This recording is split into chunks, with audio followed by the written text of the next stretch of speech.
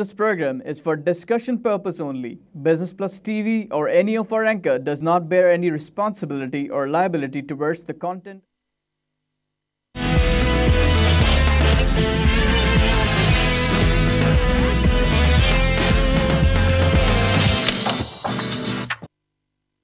नाज़रीन, welcome to business today. मैं हूं अली नासिर। जिन मौज़ूआत के ऊपर हम गुफ्तगू करते हैं जनाबे वाला वो होती हैं बिज़नेस, इकोनॉमिक्स, फाइनेंस, और इसके अलावा हम कोशिश करते हैं कि जो सुर्खियों में ख़बरें हों उन पर मुख्तसर तज़किया करें।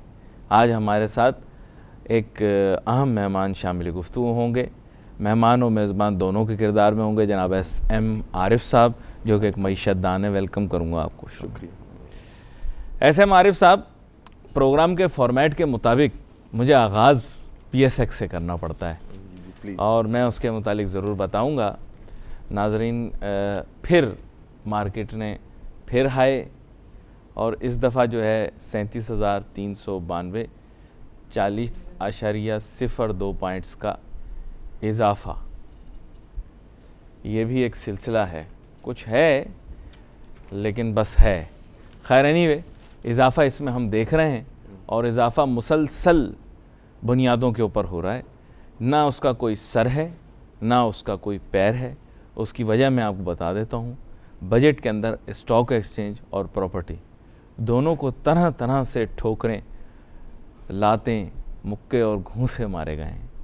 लेकिन चूँकि हमारे यहाँ इंस्टीट्यूशनल बाइंग के ज़रिए आप मार्केट के साथ कुछ भी कर सकते हैं, तो इस वजह से जो हो रहा है मैं भी देख रहा हूँ, आप भी देख रहे हैं। वरना दुनिया भर की मार्केटों के अंदर अगर आप ट्रांजैक्शन पर ज़रा सा टैक्स लगा दें तो वैसे ही मार्केट एहतजाज में आ जाती है।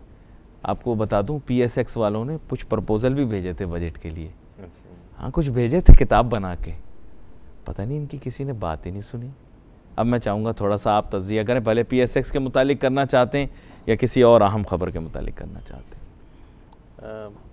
PSX के लिए जनरल टर्म्स में मैं आपसे बताता हूँ जी कि ये तमाम उतार चढ़ाव जितने हैं, ये जी खासे अरसे से कोई ख़ास लीडिंग इंडिकेटर्स की तरफ नहीं होते हैं, एक्सेप्ट के काउंटर रिएक्शन जो है गवर्नमेंट का वो नज़र आ रहा होता है।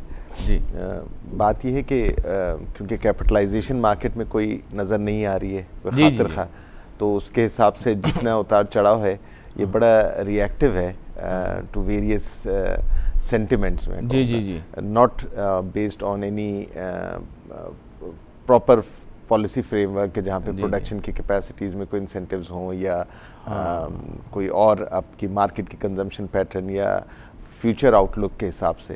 तो इन चीज़ों के ऊपर नहीं, ये बड़े सडन रिएक्शंस हैं। बिल्कुल सही बात किया, बिल्कुल सही बात, 100%।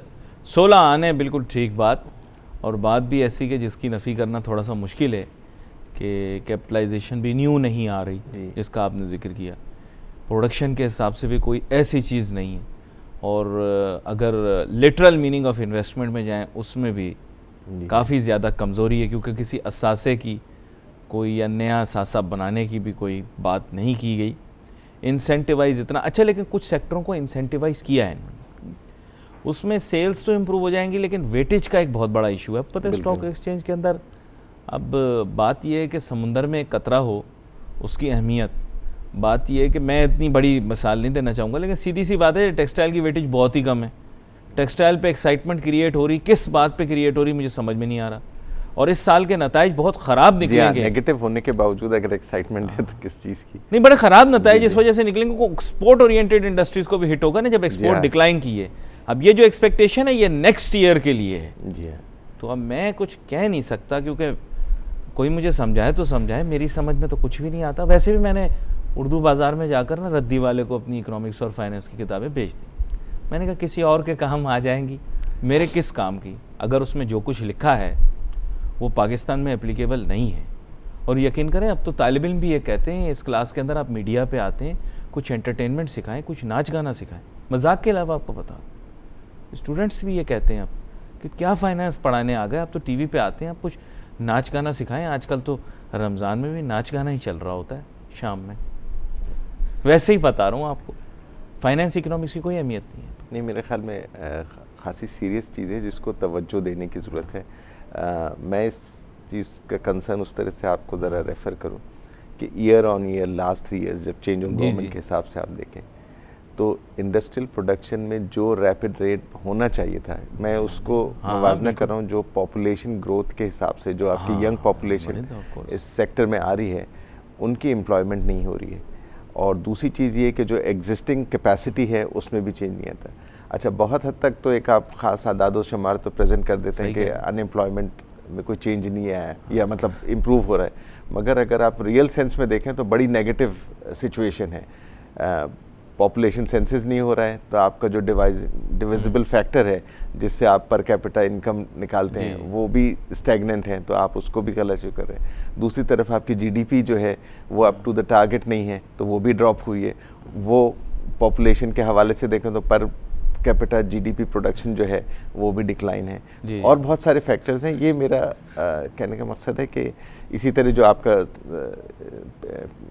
PSX है उसके ऊपर भी आप देख लें कि ओवरऑल कैपेसिटी कितनी इन्हांस हुई है कंट्री के। ये तमाम चीज़ें जो है इसको मेरे ख्याल में अभी तक भी इसकी तरफ सीरियस नज़र-ए-सानी नहीं है। नहीं कोई फ़ायदा भी नहीं। मैं आपको बताऊं क्योंकि एक फैक्ट आपके सामने रखता हूँ। ऐसे हमारे साथ मसला हमारे मुल्क के अंदर इंटेलेक्चुअल करप्शन का है। इंटेलेक्चुअल करप्शन का जो मसला है ना, ये मॉनेटरी करप्शन से कहीं बढ़ के, क्योंकि पढ़ा लिखा आदमी जब गलत बात करे, उसूलों की पासदारी न करे, एक शख्स है उसने फाइनेंस पढ़ रखी हो, इकोनॉमिक्स पढ़ रखी हो, इंटरेस्ट रेट की थ्योरियाँ पढ़ रखी हो, एफिशिएंट मार्केट हाइपोथेसिस या एफिशिएंट मार्केट थ्योरी पढ़ रखी हो, और फिर भी वो जाके यूजीन फामा को उसकी थ्योरी को लात मारे, फिशर की कब्र पे जाके लात मारे, और मतलब जितने मईशत दान आज तक गुजरे हैं उन सब की कब्रों पे जाके लात मार दे, तो फिर बड़ा जुल्म है। क्योंकि हमारे यहाँ देखें ना, माशियात की किस तरह से माशियात के असूलों की धज्जियाँ बिखेरी जा रही हैं, मुझे शर्मिंदगी होती है। इंटरेस्ट रेट इन्फ्लेशन रेट से कम हो जाने का तवक्को, इस तरह की बातें करना, देखें फिर CAPM को फिर मैं तो आग लगा दूंगा ना। फिर मैं अपनी पूरी investment, portfolio management, finance, fundamentals of finance, इसकी किताब को मैं मैनेजरियल फाइनेंस, इसको फिर मैं आग लगा दूंगा ना। जब आपने CAPM को उल्टा कर दिया, आप बोल रहे हो कि इन्फ्लेशन से ज़्यादा मेरा इंटरेस्ट रेट होगा, तो फिर तो चलो ठीक है। लेकिन आप कहते हो कि मैं इंटरेस्ट रेट को इन्फ्लेशन से नीचे पुश कर दूंगा ज़बरदस्ती, क्योंकि मैं ग्रोथ ओरिएंटेड पॉलिसी बनाना चाहता हूँ, तो फिर तो आप छोड़ दो ना। फिर तो आप खून कर दो। अगर फाइनेंस मुजस्सिम होता, यानी उसका एक इंसान की तरह उसकी शक्ल होती, तो आपने उसके हाथ भी तोड़ दिए, उसकी आंखें भी फोड़ दी, उसका नाक भी काट दिया, उसके होंठ भी सी दिए। मतलब ये बात हो गई ना। और फिर नेज़ ये कि ये सब कर देने के बाद फिर आपने उसका मजाक भी उड़ाया, उसको ठुड्डे भी मारे। और फिर हैरानगी की बात यह कि हम बिजनेस एडमिनिस्ट्रेशन जब पढ़ते हैं, पढ़ाते हैं, तो हम कितनी एम्फेसिस करते हैं। 3-4 साल हम बच्चे को धोते रहते हैं उसी साबुन से, फाइनेंस के, कभी उसी इकोनॉमिक्स के साबुन से उसको धोते रहते हैं। फिर जब वो प्रैक्टिकल लाइफ में आता है, कहता है ये क्या फजूलियात हो रही। आप मुझे बताएं, क्या ये गलत नहीं है? सारी फंडामेंटल थ्योरीज की नफ़ी नहीं है क्या? सारी माशी थ्योरीज की नफ़ी नहीं है? मैं सिर्फ सिस्टम की बात कर रहा हूँ सर, फ़र्द की हुकूमत की बात नहीं कर रहा। मैंने छोड़ दिया ये बात करना। नहीं, ये मेजर डिस्कनेक्ट है आई थिंक। और उसका एक सेटबैक ये होता है कि जो अपकमिंग यूथ है, जो एक बड़े कॉन्फिडेंस के साथ मार्केट में आना चाहती है और वो आती है, वो ग्रेजुअली सोसाइटी से डिसकंटेंट भी होती जा रही है और ट्रस्ट भी लूज़ कर रही है। और जब ट्रस्ट लूज़ करते हैं तो बड़ा मुश्किल होता है आपको दोबारा उनको उस लेवल पे लेके आया जाए जहाँ पे they are again committed back to the society. Disillusioned हो गए हैं सर जी। आपने ट्रस्ट की बात, डिसइल्यूजन यानी कि दिल बर्दाश्ता, ये मैंने अगले दिन भी कहा था। यूथ हमारे मुल्क का फ्यूल है। इस मुतालिक आप क्या कहना चाहेंगे? कोई देखें, मेरी आपकी जनरेशन का ब्रेन वॉश किया गया पाक स्टडीज़ की किताब के साथ। इनका नहीं कर सके आप, इनको इंटरनेट मिल गया, मीडिया मिल गया, इनकी ब्रेन वॉशिंग उन स्टूपिड बातों से नहीं कर सके जो पाक स्टडीज़ की किताबों में फजूल चीज़ें लिखी हुई थी कि जितने लोग पाकिस्तान के अंदर आए सब अच्छे आए। अब आप मुझे बताएं कि ये यूथ प्रैक्टिकली इकोनॉमी को कैसे बेनिफिट करेगी? देखिए, मेरे ख्याल में हमें तो एक तो बड़े सीरियस सब्जेक्ट्स की तरफ तवज्जो देनी होगी कि नेशन बिल्डिंग होती कैसे है और उसके क्या बेसिक अवामिल हैं। और दूसरी चीज़ ये कि जो अपकमिंग जनरेशन आ रही है उसमें ठीक है, हमारी जनरेशन शायद पाक स्टडीज से इन्फ्लुएंस थी या उसके कुछ तराना बार बार पढ़ाते थे। बच्चे तो आजकल स्कूल जाते हैं, डायरेक्ट बैग फेंकते हैं, क्लास शुरू। हमें तो ज़बरदस्ती तराना भी पढ़ना पड़ता था ना, ज़बरदस्ती इसलिए कह रहा हूँ क्योंकि हम खुशी से पढ़ते थे, लेकिन वो ज़बरदस्ती इस तरह से हो गई कि आजकल के बच्चे तो नहीं पढ़ते, वो जाते हैं बैग फेंकते हैं, चलो भाई क्लास में फीस भरी हुई है हमने। नहीं तो ये भी एरिया कोई ये बिल्कुल लॉपसाइडेड दूसरा साइड है उसकी, और इसको भी हमें एड्रेस करने की ज़रूरत है क्योंकि ये भी एक बड़ा सेटबैक का रीज़न बन रहा है। क्योंकि जब नेशनल आइडेंटिटी और नेशनल कमिटमेंट की तरफ हम बच्चों का रुझान नहीं डेवलप करेंगे तो उसका सेटबैक भी होगा। दूसरी चीज़ आपने हवाला दिया कि ये पार्लियामान के लोगों से पूछा तराना सुना है, तराना नहीं आता है इनको। मैं इसलिए कह रहा हूँ वो कल ये लोग बोलें कि अली ने बड़ी जज्बाती बात कर दी, तो मैं पहले से ही, ताकि नोटिस मिले या कखना हिलिया वाला इशू ही ना हो, मैं अभी बता रहा हूँ कि पार्लियामेंटेरियन से मीडिया वालों ने पूछा कि पाकिस्तान का तराना सुनाओ, आए बाएं शाएं आए बाएं शाएं। ये मैं सिर्फ आपको इसलिए बता रहा हूँ, मैंने कहा कहीं कोई नाराज़ ना हो जाए कि मैंने इस तरह बोला जज्बाती अंदाज में, तो उसके लिए मैं माजरत चाहता हूँ हाथ जोड़ के। मैं आपको ये तस्करा कर रहा था कि जब बच्चों की तरबियत और उनकी नॉलेज बेस सिर्फ इंटरनेट पे, देखिए इंटरनेट में सोर्सेज सारे हैं, ऑथेंटिक और अनऑथेंटिक सोर्सेज भी। जी। तो वो जब एक उनका सर्च पैटर्न, या तो हम थोड़ा सा एक तरबियत का एलिमेंट उसमें डाल दें। ये मैं एक बात करूँ, कम से कम वो पढ़ी लिखी यूथ जो कि सर आप मेरे जज्बात को गरमा रहे हैं, लेकिन मैं खामोश हूँ क्योंकि इंटरनेट के ऊपर हमारे बच्चे क्या करते हैं, फेसबुक ट्विटर के अलावा, वो आप भी जानते हैं, मैं भी जानता हूँ। छोड़ें सर, आगे चलते हैं हम। क्यों मैं भी डिसइल्यूजन्ड और डिसग्रंटल्ड यूथ में शामिल हूँ, लगता नहीं हूँ, उम्र बढ़ गई है, लेकिन मैं बस आप ऐसे समझ लें कि एक छोटा सा बच्चा हूँ जो खींच खांच के बड़ा हो गया। लेकिन यहाँ पर मैं आपको एक और माशी मौजू के ऊपर लेकर आता हूँ। आपने बजट की तकरीर सुनी? जी। नहीं, मैंने सोचा काफ़ी सारे लोगों ने आराम भी किया बजट की तकरीर के दौरान, क्योंकि उन्होंने इतनी लंबी कर दी। उस तकरीर का महवर इकोनॉमिक्स सेंस के अंदर ये नहीं होना चाहिए था कि what benefits they want to give to their electorate. Instead what I kept hearing was 3.4, 3, 5.64। मैं किसी रियाजी की क्लास में तो नहीं बैठा हुआ था। Why did I not hear anything concrete on public welfare? Anything that you noted? मैं इसलिए पूछ रहा हूँ कि कोई चीज़ आपकी नज़र से गुजरी हो, because the focus should have been on reducing unemployment, like you mentioned in the beginning, reduction in inflation, economic growth that you talked of in the beginning. क्या आपने इसके बारे में बात सुनी? उन्होंने कहा हाँ, शुरू में उन्होंने बात कर दिया, 8 साल से में सबसे ज़्यादा हमने। देखिए मैं तो ज़रा थोड़ा सा क्रिटिकल होकर मैं आपको बहुत ही ज़्यादा क्रिटिकल जो अच्छी चीज़ों को उनको मैं भी तस्करा नहीं करूँ, पहले जो नेगेटिव ऑब्जर्वेशन मेरी थी। एक तो कई अरसे से, कई सालों से, यानी मरहूम गुलाम इसाक खान के पीरियड से लेके अब तक पैटर्न ऑफ बजट प्रेजेंटेशन मोर और लेस वही रह रहा है। ठीक है, उसमें गुफ्तगू का उतार और चढ़ाव जो है ना, वो आप अगर नोटिस करें। दूसरी बड़ी चीज़ मैं इसलिए कह रहा हूँ कि गोल्स, विजन और बाकी सारी चीज़ें डायनामिकली आपको रोको बीच में, इस बात को हम एक साथ ही मुकम्मल करें। यहाँ पर हम एक ब्रेक लेते हैं, ब्रेक के बाद वापस आते हैं। नाजरीन, मुझसे कोई गलती खता हो गई हो तो मुझे माफ़ कर दीजिएगा। Let's take a short break.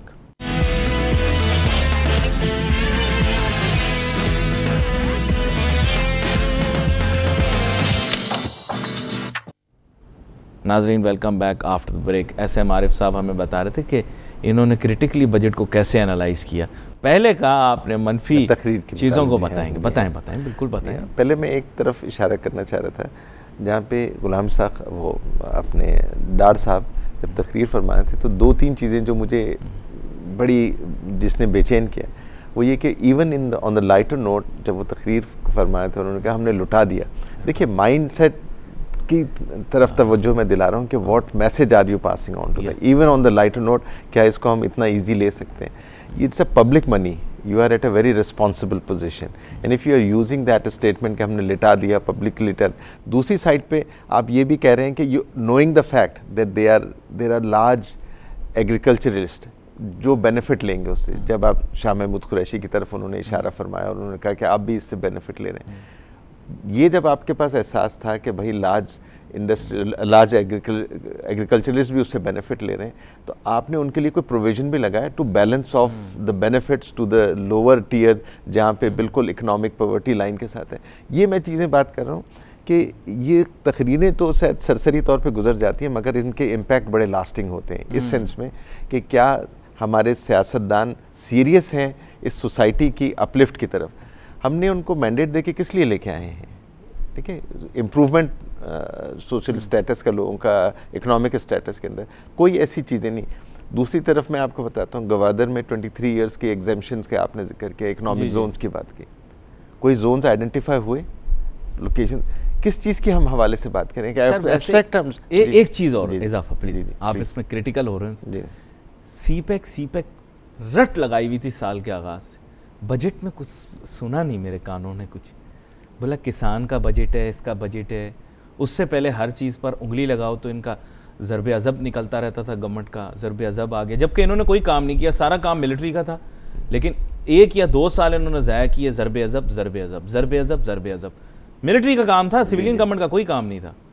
दूसरी चीज़ ये थी कि इन्होंने कहा हर चीज़ जो मुल्क में बुरी हो रही है धरने की वजह से हो रही है, कॉटन की प्रोडक्शन भी कम हुई, तो शुक्र करें ये फसल को वायरस लगा, ये भी धरने पे नहीं डाल दिया।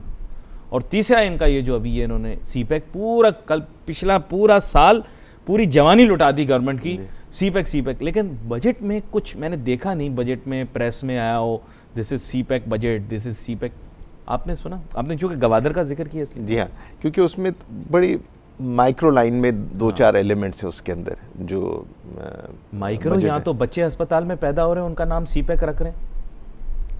सीपेक का तो इतना वावेला मचाया इन्होंने, पागल कर दिया पूरी कौम को सीपेक के पीछे, तो उसका बजट में जिक्र क्यों नहीं किया SM आरिफ साहब? मैं इसीलिए आपकी उस तवज्जो उस तरफ दिला रहा हूँ कि जो प्रैक्टिकल एलिमेंट है, मतलब अगर आपने 23 इयर्स का इंसेंटिव दे रहे हैं विच इज़ अ साइजेबल, क्योंकि उसकी रेवेन्यू ज़ाहिर लॉस है जब आप उसको, तो वो रेवेन्यू लॉस जिन जोन्स के ऊपर आ रहे हैं वो तो आप आइडेंटिफाई या पब्लिकली आप उसको लिस्ट नहीं कर पा रहे हैं। तो ये मैं चीज़ें निशानदेही कर रहा हूँ कि वो चीज़ें हैं जिसका ग्रेजुअल इरोजन ऑफ ट्रस्ट हो रहा है पब्लिक का from the parliamentarian, which is leading towards a different situation कि भाई इसका फिर फॉल आउट क्या होता है। ये चीज़ों को एड्रेस करने की ज़रूरत है और ये पार्लियामेंटेरियंस को खुद ही क्यों करनी। हम डेमोक्रेसी और बहुत सारे अल्फाज का इस्तेमाल तो कर रहे होते हैं मगर उसकी स्प्रिट से नावाकिफ़ है। बिल्कुल सच, मुझे बता, दिल पे हाथ रख के, ये जितने लोग पार्लियामेंट के अंदर बैठे हुए थे इनमें चंद लोग वो भी हैं जिनके पास शायद अब डिग्री ना हो, पहले भी थी तो मैं कुछ कह नहीं सकता। बच्चे, आपको पता है क्लास के अंदर नालायक बच्चे भी पास हो जाते हैं, होता है ऐसे, आपका खादिम एक मिसाल है, समझ लें कि हमें भी नालायक समझ लें, कोई बात नहीं, लेकिन वो जो पार्लियामान के अंदर बैठे हुए हैं उनमें से कितने लोग बजट दस्तावेज़ पढ़ने के अहल हैं, लायक छोड़ दें, अहलियत रखते हैं, कितनों ने खोली होगी, चलें ये बता दें, यानी उनको समझ आई होगी, to be very frank. Do you think they would have understood के मुख्तलिफ सेक्टर्स को, how are they going to pass something they don't even understand? मैं इसी कॉन्टेक्स्ट में हवाला देता हूँ कि कल कुछ किसी प्रेस आइटम्स में बहुत सारी चीज़ों का हवाला था, उसमें से रेजोल्यूशंस के हवाला भी था। तो जितनी रेजोल्यूशंस पास हुई हैं उसमें से कितनी अडॉप्ट हुई हैं, कितनी एक्सेप्ट हुई हैं, उसके कुछ स्टैटिस्टिक्स थे। मेरे ख्याल में अगर उसी तरफ देख लिया जाए तो अंदाज़ा हो जाएगा कि पार्लियामेंट के कंट्रीब्यूशन टुवर्ड्स नेशनल सेटअप और लेजिस्लेटिव सेटअप के अंदर क्या। Finance bill is a very very essential document. ये तयन करेगा कि पूरे साल में क्या आपने खर्चे करने हैं, किधर से कमाइयाँ आनी हैं, क्या हमने करना है। उनकी आपने सैलरी में इजाफा कर दिया डिसप्रपोर्शनेट टू इन्फ्लेशन। मैं एक वैसे बात करूँ, मतलब आपने पिछले साल फेडरल सेक्रेटरीज की तनख्वाहों में इजाफा कर दिया, मतलब it kind of confuses me कि only the elite is the beneficiary of the budget, the rest of the people they just bystanders. देखिए, एक कमर्शियल ऑर्गेनाइजेशन या एक मिड साइज ऑर्गेनाइजेशन में भी ईयर ऑन ईयर चलने के लिए जो बजट्स और प्लान्स होते हैं उसमें भी मिशन और गोल की बड़ी अहमियत होती है और सारे आपके एक्शन आइटम्स जो हैं उस गोल की तरफ डायरेक्टेड होते हैं। हाँ, बिल्कुल, बड़ी अहम बात आपने। ठीक है, 5 साल के लिए जो गवर्नमेंट आई है उसके 4 साल, चौथा साल उसका ऑलमोस्ट पहुंच चुका है। डायरेक्शन के हवाले से तीनों बजट्स को आप लिंक कर लें और ये देखें कि किस तरफ ये इशारा हो रहा है। ये सारे एक्शंस के अंदर जो आपके इश्यूज थे, पब्लिक इश्यूज, उनकी तरफ जो फाइनेंस बिल से मैनेज किए जा सकते हैं उनकी तरफ भी इशारा देख लीजिए। इकोनॉमी को रिवाइव करने और बिल्ड करने के हवाले से भी इशारे हैं। इन सारी चीज़ों में बड़ी माजरत के साथ मुझे कोई सीरियस डायरेक्टिव एक्शंस नज़र नहीं आते हैं कि जिससे आप कह सकें कि ये बजट उन चीज़ों को मॉनिटर और मेजर करते हुए ये चीज़ों को दुरुस्त करें। वही हमारा रोना, मिसाल के तौर पे मैं यह हवाला दूंगा कि पहली तकरीर के शुरू के जुमलों में अगर आप देख लें कि आप जीडीपी का टारगेट मीट नहीं कर सके कॉटन की एक सिंगल क्रॉप की वजह से, ठीक है। क्रॉप का वेटेज देख लें, कुछ भी नहीं और है। उसके परसेंटेज के अगेंस्ट आपने तो अगर 28% ड्रॉप होने से 5 के करीब आपकी बेसिस पॉइंट से आपकी इकोनॉमी अगर ड्रॉप हो रही है, जीडीपी ड्रॉप हो रही है, तो आप हवाला देख लें, उसी हिसाब से उनका इनकम रेशो भी, अगर जीडीपी ड्रॉप हुई तो क्या इनकम नहीं ड्रॉप हुई? कोई वैल्यू नहीं। मतलब मेरा ये पूरा मैं तो ये भी देखिए, मैं तो ऐसे मारिफ साहब इस हद तक कहता हूं कि we need to reorganize our strategic objectives even vis a vis industry. देखिए वो 60 की दिहाई और थी कि जहां प्रोटेक्शनिस्ट इकोनॉमीज थी और आप के पास अगर एग्रीकल्चरल प्रोडक्शन आ रही थी तो आप उसके यूज़र हो। आज कमोडिटी जेनरिक हो चुकी है, होती भी जेनरिक है। सारी दुनिया के अंदर जो है वो जितना मर्जी आपने कॉटन मंगाना है, जहाँ से मर्जी आप मंगाओ, गेम सारी आ गई। वही जो बेसिस ऑफ ट्रेड होती है, यानी या तो आप वॉल्यूम्स में यानी कि इकोनॉमीज ऑफ स्केल के एडवांटेज पर हो, या आप स्पेशलाइजेशन या comparative advantage. These are the 3 basis of trade. आपको भी पता होगा इन्हीं 3 बेसिस ऑफ ट्रेड के ऊपर तिजारत होती है, और इसी की बेसिस के ऊपर कोई भी मुल्क कोई इंडस्ट्रियल प्रोडक्शन करता है जो कि एक्सपोर्ट की नीयत से होती है। बुनियादी मसला ये है कि आज आप टेक्सटाइल में कंपेरेटिव हो ही नहीं। मेरा नहीं ख्याल कि आप कंपेरेटिव हो सकते हैं जब तक कि they are drastic changes within the system. मैं थोड़ा सा मुख्तलिफ अंदाज से आप बिल्कुल बताएं मुख्तलिफ अंदाज से। हमारी इकोनॉमी में कुछ और फंडामेंटल एलिमेंट्स हैं जो शायद यूरोपियन मार्केट में और दूसरी मार्केट में नहीं है। हमारी इकोनॉमी का एक बहुत बड़ा पोर्शन जो है अभी भी इकोनॉमिक सर्वाइवल के लिए एग्रीकल्चर के ऊपर डिपेंडेंट है, क्योंकि वही लेबर वहाँ पे। दूसरी साइड पे आपको एक्सपोर्ट को अपनी ग्रेजुअली इंक्रीजिंग बिल्स जो हैं, इंपोर्ट बिल्स, उसको भी सब्स्टिट्यूट करना पड़ता है। तो आप तो एट चीपर रेट कहते हुए देखिए, चीपर रेट का भी डाउन साइड आप देखिए कि उसको जो पे आउट कर रहे हैं आप जो लेबर को, वो आप मार्केट इंटरनेशनल मार्केट प्राइस से कम पे रहे हैं, तभी वो आपका प्रोडक्ट कॉम्पिटिटिव हो रहा है, not at the cost of efficiency. और अभी तक हम उस बैलेंस को दुरुस्त नहीं कर पाए हैं कि हम जो रेट ऑफ पेमेंट है टू द लेबर वो तो इंक्रीज हो रहा हो, मगर एफिशिएंसी से बिल्ड करके उसको कॉम्पनसेट किया जाए। पैराडाइम शिफ्ट चाहिए। देखिए मैं आपको एक बात, जी हाँ, मैं उसी तरफ, व्हाई वी नीड इट, मैं आपके सामने सवाल रखता हूँ। Why we need it, because we need to discuss this. Problem ये है कि जो मैन्युफैक्चरिंग होती है ना, ऑटोमेटिकली आजकल के दौर में it will go towards the lowest cost of production, right.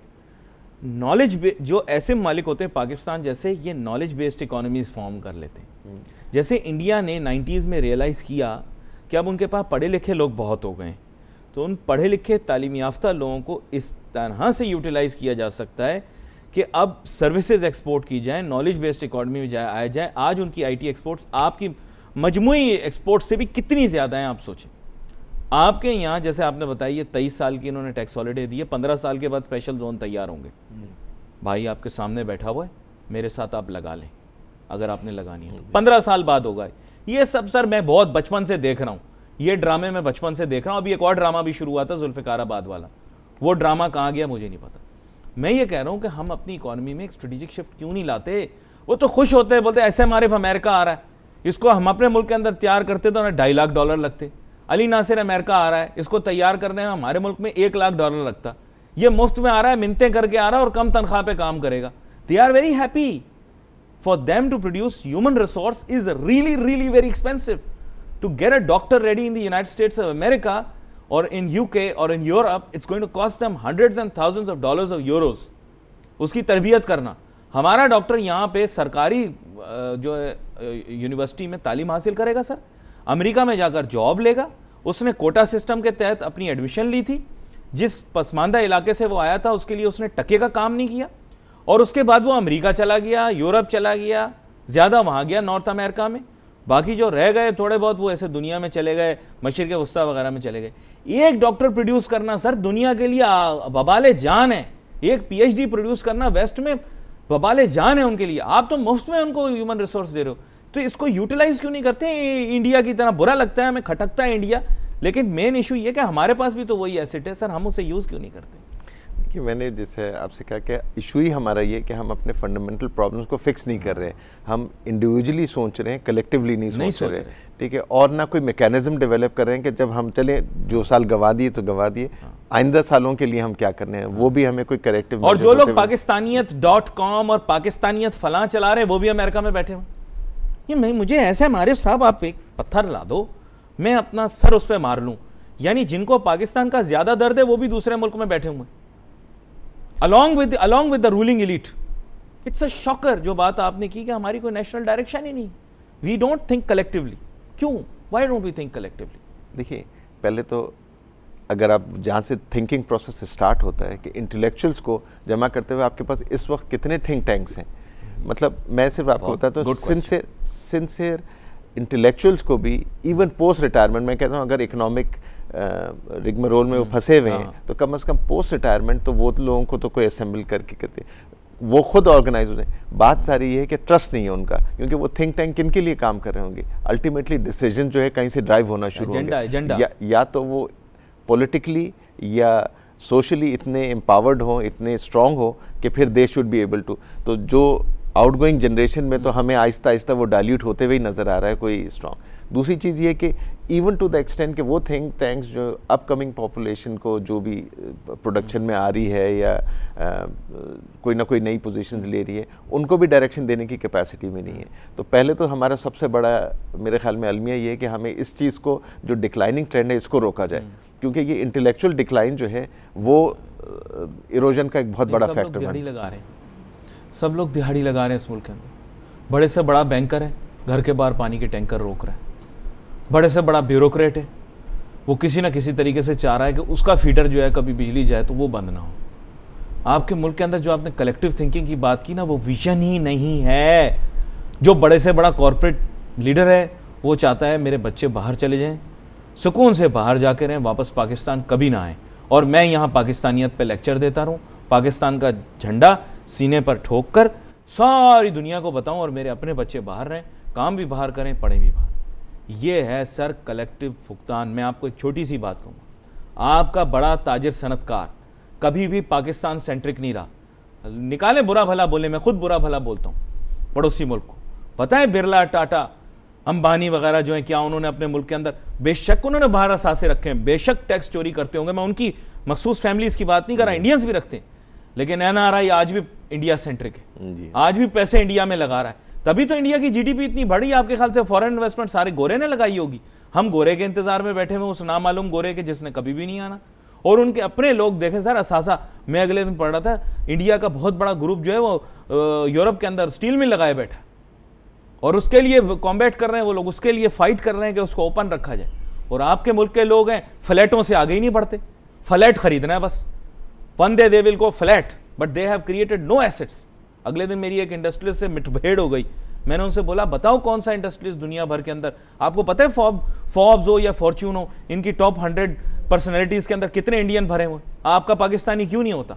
बुरा ना मानिएगा जरा, मैं तल्ख बातें करता हूँ। आपने पढ़ा कभी? मुझे सिर्फ इतना बता दें, फॉर्च्यून, ये जो फॉर्च्यून है, फॉर्ब्स है, इनमें जो टॉप 100% बताते हैं, इसमें क्यों इंडियन आते हैं? इंडियन भी तो टैक्स चोरी करते हैं, उनका नाम क्यों आता है, हमारा क्यों नहीं आता? दिल जलता है मेरा।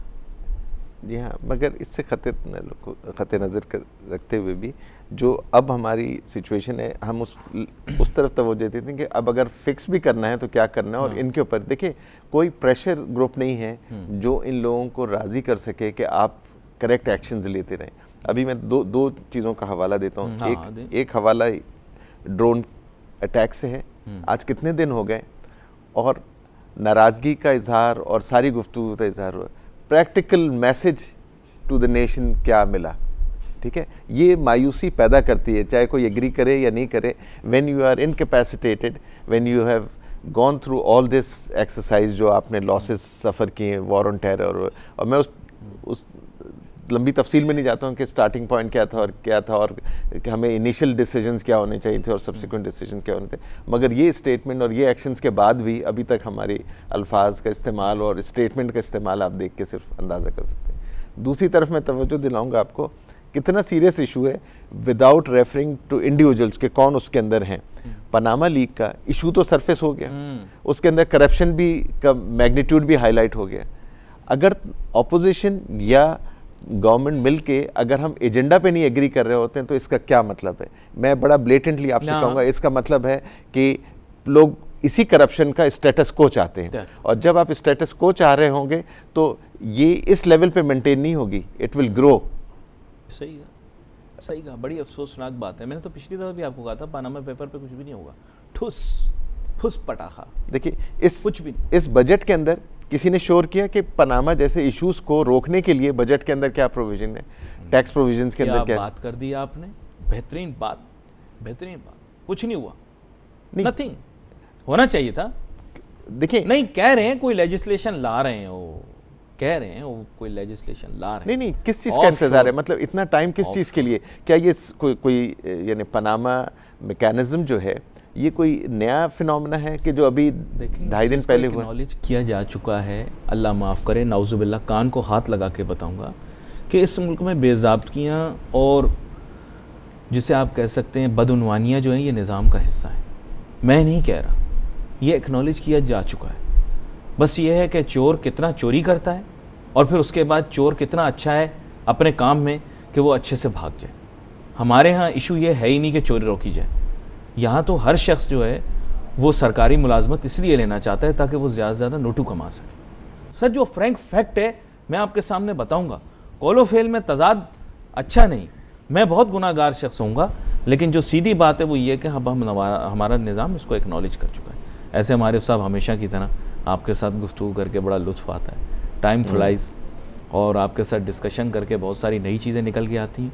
आपका शुक्रिया अदा करूँगा और आइंदा आने वाले दिनों के अंदर आपका मैं बहुत इंतज़ार करूँगा कि आप आएँ दोबारा से और नाज़रीन को हाईलाइट करें। आप बड़े अहसन और नरम अंदाज से लोगों को बड़ी भारी भारी और जिसे आप कहें कि गौर तलब बातों के बारे में बताते हैं। नाज़रीन सोशल मीडिया के ऊपर हम बहुत ज़्यादा मुतारिक हैं, हमारे पते वक्तन फ़वक्तन आपके सामने स्क्रीन पर आते रहेंगे। आज के लिए अली नासिर, एस एम आरिफ साहब और हमारी पूरी टीम को इजाज़त दीजिएगा। अल्लाह हाफ़िज़।